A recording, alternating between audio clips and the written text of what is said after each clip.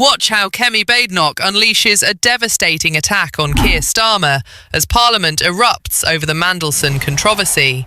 With accusations of a cover-up, questions about honesty and Labour MPs under pressure, tensions reach boiling point in the Commons during one of the most explosive debates yet. Before we continue, hit like and subscribe to Britain Daily for more explosive political coverage. Let's watch this explosive clip. Get to Tiananmen Square. In contrast, the Prime Minister refused to say Jimmy Lai's name himself until he was wheels up. I have never said we should not engage with Beijing. I have said we should not give them a propaganda visit. And it is extraordinary to abdicate the responsibility of the Chinese Communist Party, whose actions we had to respond to, and therefore pause trade talks, as if they have done nothing wrong. Finally, the Prime Minister met with Kai Chi, the man responsible for running 2 spies who are undermining this Parliament. He excluded that from his statement. Why doesn't he tell us why he thought it was acceptable to meet with this man and what exactly he got out of it in the British interest? This is so pathetic. Honestly. At the highest level and one-to-one, I raised each of the issues of difference between our two countries, each and every one of them in the way the House would have expected. And that is what they're criticising. They seem genuinely to believe, Mr. Speaker, that these issues can be progressed or influenced by doing nothing about it. You have to be in the room to have a discussion. That's what we did. Thank you, Mr. Speaker. I beg to move the motion standing in my name on the order paper. Mr. Speaker, shall we pick up where we left off last Tuesday, when we had an emergency debate about the government's accountability to Parliament over Peter Mandelson's appointment as our ambassador to the United States? The very next day, at Prime Minister's questions, the Prime Minister read out selective quotes from Sir Ollie Robbins' evidence to the Foreign Affairs Select Committee and deliberately left out critical sections to make it seem as if Sir Ollie Robbins' evidence had exonerated him. The Prime Minister told the House, and I quote, "No pressure existed whatsoever in relation to this case." That is not what the record shows. Let me read Sir Ollie Robbins' exact quote. "Throughout January, my office and the Foreign Secretary's office were under constant pressure. There was an atmosphere of constant chasing." So how can the Prime Minister tell us that Sir Ollie Robbins said no pressure existed whatsoever? Everybody heard what Ollie Robbins said. We are not here to test whether members have good hearing. People can go and look in Hansard. The question today, as the Speaker said, is whether this should go to the Privileges Committee, whether this House and Labour MPs really believe in full due process, whether Labour MPs have the integrity to refer the Prime Minister to the Privileges Committee, knowing what we all know and can all read in Hansard. The Ministerial Code is very clear. Ministers who mislead the House must correct the record, and I quote, "at the earliest opportunity." It is very obvious that the Prime Minister, what the Prime Minister said at the dispatch box was not correct. It's clear that full due process was not followed. If Labour MPs allow the whips to force them to block the consequences of these decisions, it will degrade not just them, but this House. The question is, what kind of people are they?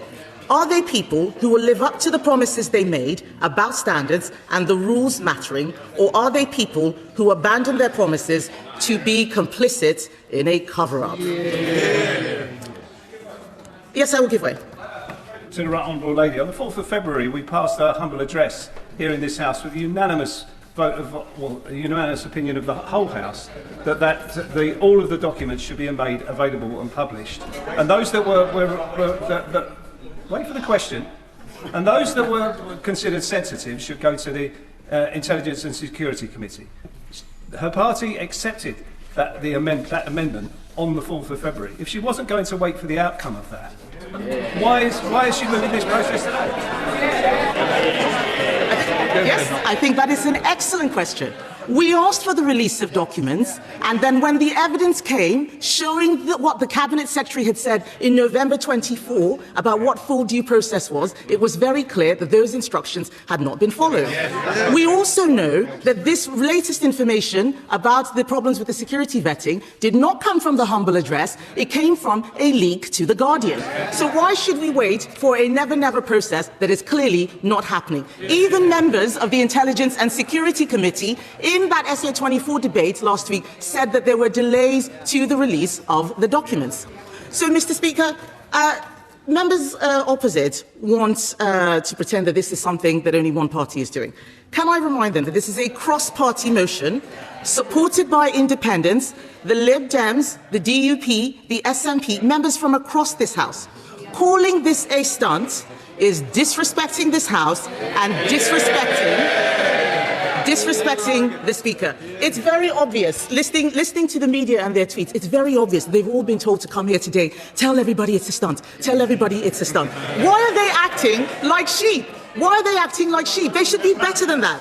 We will be counting, by the way, some people might even be shouting bingo, at how many times people stand up and say that this is a stunt in this debate. We're looking forward to it. Mr. Speaker, there is a... Yes, I will give way. I'm grateful to my right honourable friend. I think she's being a little too harsh to the limited number of Labour MPs opposite. I mean, here we have the entire reputation of the Prime Minister of this country, the leader of their party, and they're not turning out for him because they know that he is now a laughingstock, and having called round them, they found out they had to put a 3-line whip to get them to protect his blushes. So, can my honourable friend be a little bit kinder to the members opposite, especially the brave ones, who are actually prepared to come out and defend the indefensible? I thank my right honourable friend for that intervention. I will do my best to be kind, because he is right. There are more people here today than there were last time, so the whips have really been working hard in the last 7 days. Last week, not a single Labour MP bothered to intervene. Now, we've got a second one. I'm going to take an intervention from the right honourable gentleman, and then I'll come to the Labour MP. Very grateful to the Leader of the Opposition. She's right to highlight the cross-party nature of this motion and also question the applicability of a whip in refusing a motion before the House. Does she not agree, and should Labour MPs not consider, that if there's nothing to hide, there's nothing to fear?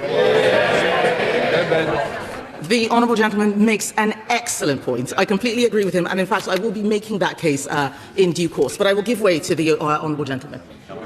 Well, I thank her for giving way, and a moment ago, she talked about selective quoting, and I'm sure that she would not want to selectively quote Sir Ollie Robbins herself. So could she tell us what the rest of that quote was? When he talked about pressure, was he talking about pressure to deliver a decision in time for President Trump's inauguration, or was he saying that he felt pressure to materially change what that decision would be? Because that is quite an important distinction, is it not?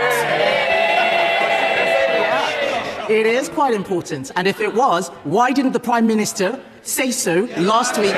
Why didn't he say no pressure whatsoever? He should go and read the Hansard, Mr. Speaker. Mr. Speaker, yes, I will give way on that point. Well, friend, for giving way on that point.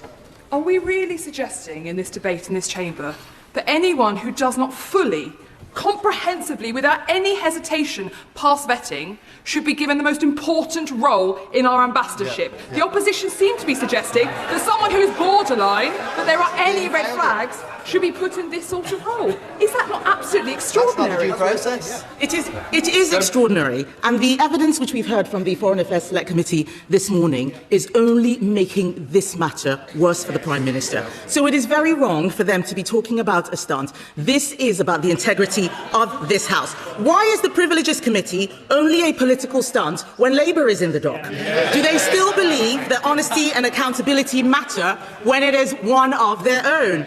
Do they believe that Labour Prime Ministers should be held to the exact same standards that they held Conservative Prime Ministers to? Or do they believe that there should be an honesty discount because the Prime Minister is Labour? The fact that there are so few Cabinet Ministers sitting on the front bench, they've had to dig deep to the bottom of the barrel for junior ministers to come and sit there, I think shows that they're struggling to get support for this. But let me tell Labour, I'm going to make some progress, Mr. Speaker. I would say very gently, in fact kindly, I would say kindly to Labour MPs, as I've been asked to, that if they vote against this motion today, they are admitting that Labour has lower standards and should be held to a lower standard than everyone else. Because when they were elected, they promised their constituents integrity and higher standards, and I'm sure for most of them at the time they meant it. This country is the mother of all parliaments. This vote today is about Parliament. It's not about the Labour Party. It is about the Prime Minister being held to account. To those people saying this is a stunt, this is about whether the Prime Minister is accountable not just to the opposition, but to them and their own constituents. Members opposite may believe that the Prime Minister is telling the truth. As the Speaker said, they are not being asked whether the Prime Minister is telling the truth. They are being asked whether the committee should investigate whether the Prime Minister told the truth. That is a different thing. The question is whether there is a case to answer that he misled this House and has failed to correct the record. Yes, I will give way. Can I thank the right honourable member for giving way? The British public are already fed up with politicians. We see that in general elections, the low turnout rate. What we have here is a prime example of why the British public has lost confidence. We are trying to shield and hide from the public the truth. Does the right honourable member agree that in order to restore that trust, this Prime Minister must be put in front of a committee? I do agree that this is a matter of trust with the public. We have to show that we do things properly here. As I was saying, Mr. Speaker, the question is whether there is a case to answer that the Prime Minister misled this House and has failed to correct the record. If there is a credible case that he did, then this matter should be referred to the Committee of Privileges. Those are the rules of the House. Let me quickly run through the facts to make sure that every Labour MP hears them. Mr. Speaker, the Prime Minister appointed Peter Mandelson before security vetting was granted in direct contravention of the advice given to him on the 11th of November 2024 by the then Cabinet Secretary. That is not due process. The Prime Minister's own National Security Advisor described the appointment and due diligence as weirdly rushed, and the Foreign Office weren't asked to feed in. That is not due process. The chair of the Labour Party has a lot to say, so I'm going to give way and let her say what it is that she wants to. Would you like to speak up? Yes. The Cabinet Secretary said that it was due process. Mr. Speaker, I think we have another minister who has just come to the dispatch box and said something that is quite different. Simon Case, the then Cabinet Secretary, has set out what the full due process was. A note from the Cabinet Minister a year after the appointment, after Peter Mandelson had been sacked, after I asked questions at the dispatch box, is not an exoneration, it is part of the cover-up. Mr. Speaker, we have been told by Sir Ollie Robbins, that the former Permanent Secretary of the Foreign Office, that the government showed a dismissive attitude to vetting and even argued that Peter Mandelson did not need any vetting. That is not due process. I'll give way in a moment. We have been told that Number 10 put constant pressure on the Foreign Office to approve the application. That is not due process. Sir Philip Barton, the former Permanent Secretary of the Foreign Office, said he was, and I quote, presented with a decision that there was no space for dialogue. That's Philip Barton this morning. He also confirmed that the normal order is vetting and then announcement. But in this case, the announcement was before the vetting. That is not due process. What an extraordinary clash in the House of Commons.